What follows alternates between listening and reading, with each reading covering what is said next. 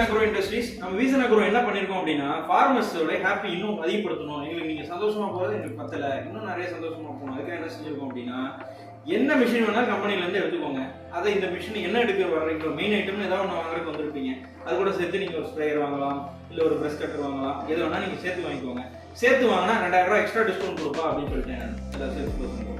அதனால் இதை வந்து யூஸ் பண்ணிக்கோங்க. இது இந்த மாதத்துக்கு மட்டும் நான் ஏன் சொல்லிட்டேன், இந்த சீசன் டைம் நான் நிறைய மேனுஃபேக்சர் பண்ணிட்டேன், அதனால் எப்படியும் நான் வந்து சேல்ஸ் பண்ணி ஆகணும். ஸோ அதனால் வந்து இந்த ஆஃபரை நீங்கள் வந்து வரவங்க பில்கி மிஷின் தான் வாங்க வருவீங்க.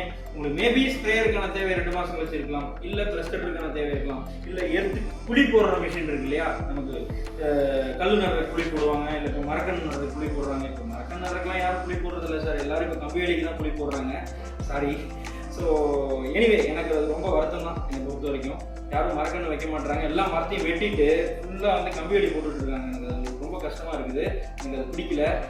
ஆனாலும் மிஷின் மட்டும் நம்மகிட்ட வந்து வாங்குறாங்க. நான் அவங்கள்ட்ட கூட சொல்கிறது, சார் இந்த மிஷின் இது இந்த வேலை செய்யணும், எப்படியும் ஆளை விட்டு பறிக்க போகிறோம் சார், நான் இதை தான் செய்ய போகிறேன், நான் எனக்கு என்ன செய்ய போடுறீங்க அப்படின்னு சொல்கிறாங்க.